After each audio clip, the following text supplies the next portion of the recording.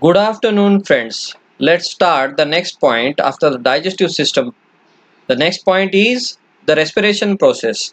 The respiration process is of various types. It includes external respiration and internal respiration. We are going to study here about the respiratory system, specifically the human respiratory system. The diagram shown here is of human respiratory system. This diagram not only is showing the external parts of the human respiratory system but also the internal parts of the human respiratory system. The external part includes nose and the internal parts includes pharynx, windpipe, lungs, etc. etc. So in this we are also going to study the activities that are shown in the 10th NCERT book. So let's see the first activity. The first activity in this respiration chapter of NCERT 10th book is take some freshly prepared lime water in a test tube, blow air through this lime water, note how long it takes for the lime water to turn milky, use a syringe or pitchkari to pass air through some fresh lime water taken in another test tube. Note how long it takes for this lime water to turn milky. Okay, what does this tell us about the amount of carbon dioxide in the air that we breathe out? So the diagram is shown here about the activity. In the first activity points, the pitchkari is used to take up the atmospheric air in which CO2 is there. Definitely this atmospheric air, when we attach the tube to the pitchkari and blow inside a fresh lime water, the lime water turns milky. Definitely correct, the lime water turns milky from the clear. Okay, next, when we breathe out or exhale the air from our mouth inside second tube of fresh lime water, it also turns milky. How it happens? So let's see about next activity also. The next activity is about fermentation process and the CO2 produced in the fermentation process. This CO2 also turns the fresh lime water into milky one. So how it happens? Let's see. Take some fruit juice or sugar solution and add some yeast to this. Take this mixture in a test tube fitted with a one-holed cork. Fit the cork with a bent glass tube. Dip the free end of the glass tube into a test tube containing freshly prepared lime water. What change is observed in the lime water and how long does it take for this change to occur? What does this tell us about the products of fermentation? So this activity is given here. The diagram shown here is made specifically for this presentation. The diagram shown here is not present in the NCERT book. So observe the diagram carefully. This 6.5 activity mentions about a sugar or juice in which the yeast is mixed. So this is the main test tube inside which yeast is added, in which fruit juice or sugar solution is added, and due to fermentation by yeast, CO2 is being produced. Okay, definitely correct. Thistle's tunnel is attached. Then the secondary tube is attached, that is known as delivery tube, to deliver CO2 produced inside the main test tube in the tube which is containing fresh lime water. So when the CO2 produced by yeast due to fermentation activity is going through this delivery tube into the fresh lime water containing tube, this lime water is also turning milky. So why this is happening? Let's see. Here a tube with freshly prepared lime water is shown. The first tube shown here is containing freshly prepared lime water, which is nothing but calcium hydroxide solution. So when calcium hydroxide solution come in contact with carbon dioxide CO2, it turns milky, forming calcium carbonate and water. So here the explanation is given. Carbon dioxide reacts with lime water, that is a solution of calcium hydroxide, that is CaOH twice, to form a white precipitate which appears milky, of calcium carbonate, that is CaCO3, calcium carbonate. Adding more carbon dioxide results in the precipitate dissolving to form a colorless solution of calcium hydrogen carbonate. If you further continue to add carbon dioxide, even if the solution of calcium hydroxide turn milky, the solution again becomes clear, which forms calcium hydrogen carbonate. Okay, so let's see next why this happens. The reaction is shown here. Test for carbon dioxide. Carbon dioxide turns lime water cloudy. How? Carbon dioxide plus calcium hydroxide, that is lime water, when these two are mixed, calcium carbonate is formed along with water as a product. So the reaction is shown here. CO2 in the form of gas, G is representing gas here, plus CaOH twice, means aqueous solution of calcium hydroxide. When these two react, a calcium carbonate solid forms and water in the liquid form is produced inside the tube. Okay, so the reaction is shown in 3 steps. You can see here clear lime water when the CO2 is being started to mix up with lime water, and when the CO2 is mixed up with lime water, the lime water turned milky. Okay, next we have discussed nutrition in organisms and the digestive system of humans in the last section. The food material taken in during the process of nutrition is used in cells to provide energy for various life processes. Yes, we have seen this. Diverse organisms do this in different ways. Some use oxygen to break down glucose completely into carbon dioxide and water. Some use other pathways that do not involve oxygen. In all cases, the first step is the breakdown of glucose, a 6 carbon molecule, into a 3 carbon molecule called pyruvate. Okay, so all carbohydrates generally are converted into glucose first, and from this glucose a 6 carbon molecule pyruvate is made. Okay, this process takes place in the cytoplasm. Further, the pyruvate may be converted into ethanol and carbon dioxide. This process takes place in yeast during fermentation. Since this process takes place in the absence of air, that is in the absence of oxygen, during this it is called anaerobic respiration process. Breakdown of pyruvate using oxygen takes place in the mitochondria. This process breaks up the 3 carbon pyruvate molecule to give 3 molecules of carbon dioxide. Okay, the other product is water. Since this process takes place in the presence of air, it is called as aerobic respiration. So from this you basically know that there are two kinds of respiration.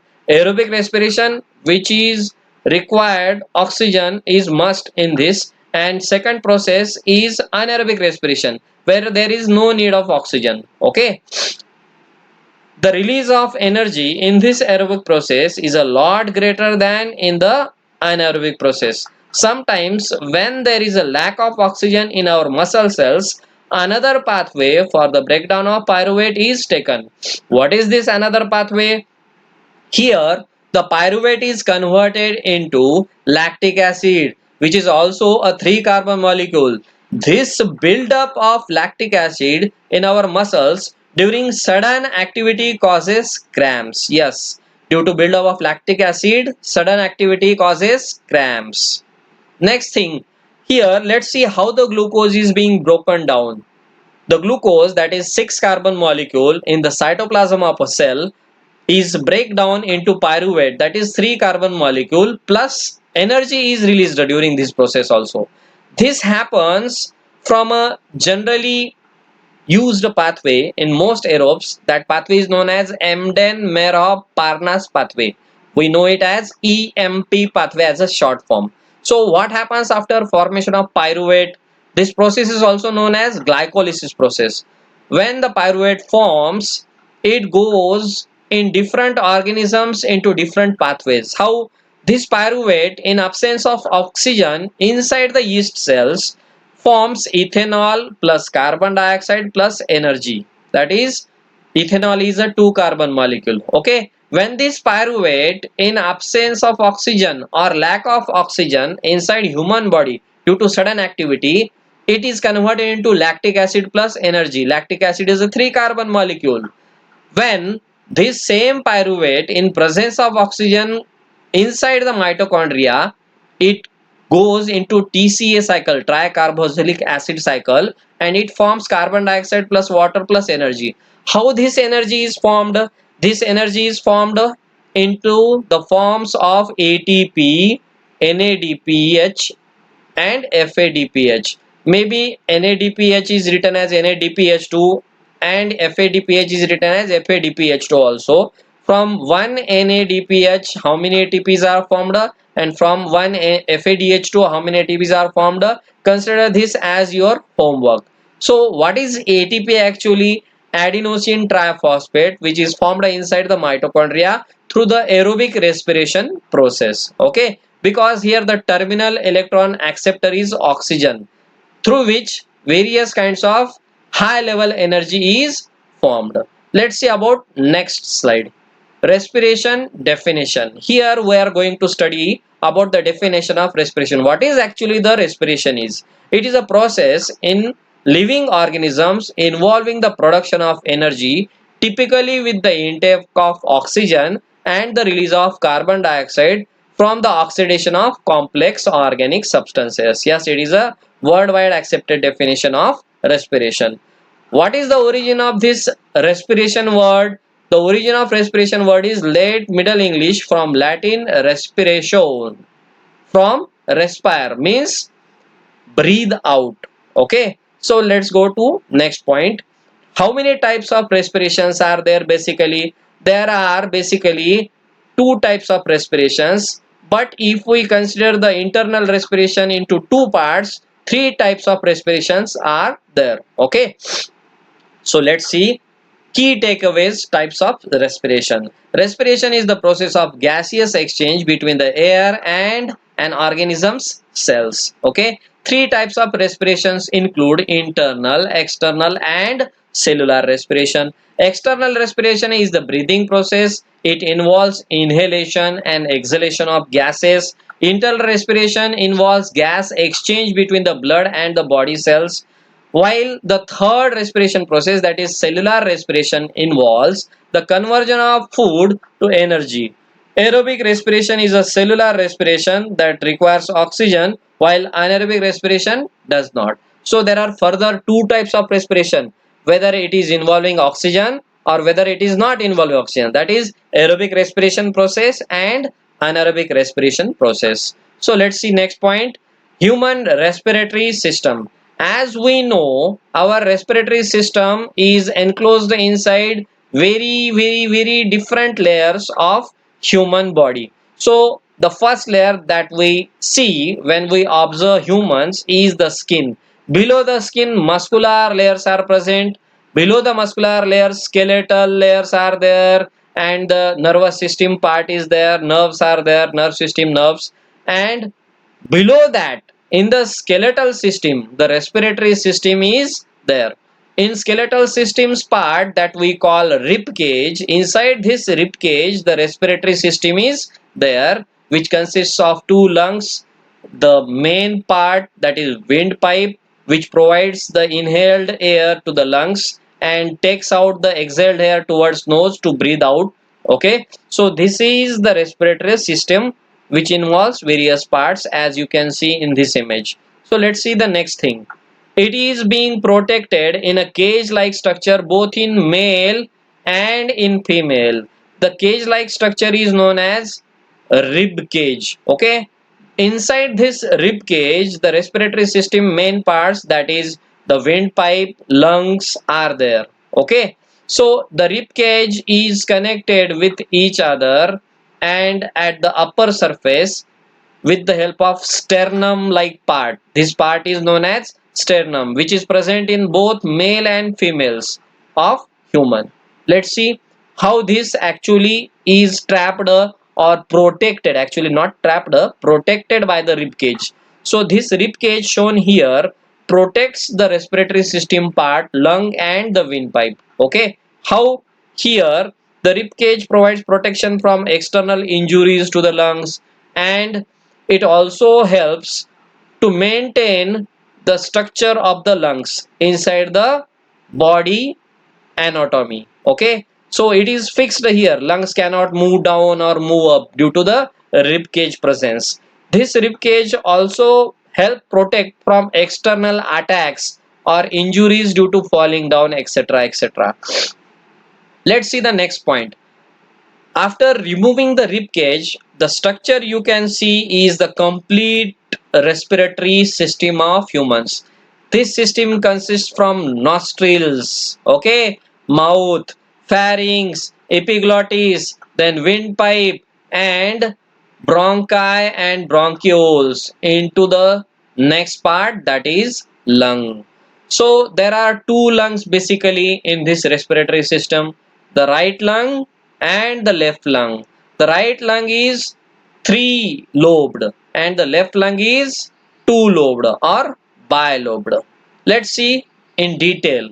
This respiratory system, the respiratory system diagram is shown here, consists of, as it is labeled here, the first part is shown here, these are sinuses, these are sinus areas. The second part shown here is a nose, the third part a mouth, the third B part tongue, then the fourth part adenoids, fifth part tonsils, sixth part throat, seventh part epiglottis, okay, eighth part voice box, ninth part esophagus, then the 10th part windpipe, 11th part lymph node, and the 12th part the ribs, 13th A, the right main bronchial tube, 13B, the left main bronchial tube, okay, 14th, three lobes of the right lung. See the three lobes of the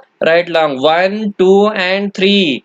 Then 15th, two lobes of the right lung. As you can see here, the right lung is divided into two parts, so it is two lobed. Then 16th, pleura, which is double layered structure which protects the lung, and it also separates the lung from the thoracic cavity. Okay, pleura is a double layer. Then 17, bronchial cilia. When we take a cross section of bronchi, you can see the bronchial cilia inside which mucus is there and various cells are there. Then the 18th part of this respiratory system is diaphragm. Okay, when you inhale air, the diaphragm goes down. When you exhale air, the diaphragm goes up. Okay, 19th, bronchioles. This diagram is of bronchioles, in which the bronchioles are further differentiated into alveolus, air sac like structures. Then 20B, pulmonary vein structure is there. 20C, capillaries are there near the alveoli to take the oxygen sent by the lungs, bronchi and bronchiolar parts towards alveoli. These capillary carry blood and take oxygen from alveoli to the other part of the body through the heart. Okay, so what is 20D? Pulmonary artery. So here the respiratory system of humans is shown in detail.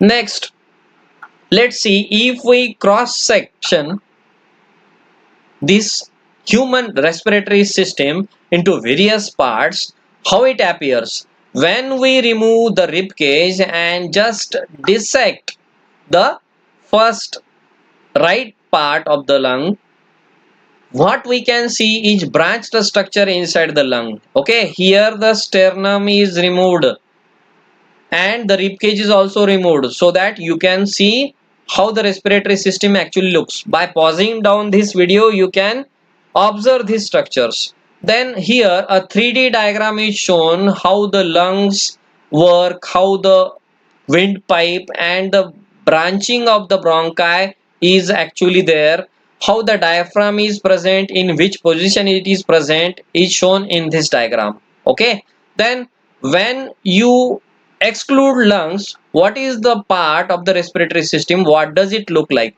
So it look like this is a windpipe which is covered with trachea, rings of cartilage. When it is branched, this branching point, it is near fifth vertebra of thoracic cage. Okay, thoracic vertebra, fifth vertebra. This branching occur in front of fifth thoracic vertebra. What kind of branching? It is a branching of bronchi. Okay, so when this branching occurs, the branching goes down like a tree like structure, okay, which is further branched into smaller capillaries, smaller tubes. These smaller tubes are known as bronchi, bronchioles, alveoli, alveoles, etc. etc. So here, after the main branching is done, we are able to observe what are the actual bronchi and bronchioles. Okay, in this diagram, the windpipe is excluded and other parts of division of bronchi is shown here. Here, the windpipe is shown with epiglottis. Okay, as you can observe. In the next diagram, we can further magnify the alveoli. Alveoli look like this. These are sacs which can able to fill oxygen, means air, and can transfer the air, means oxygen, to the capillaries inside which blood is there. Inside blood, hemoglobin containing RBCs are there. This hemoglobin absorbs this oxygen released from alveoli, and it is taken inside the heart to supply to the whole body.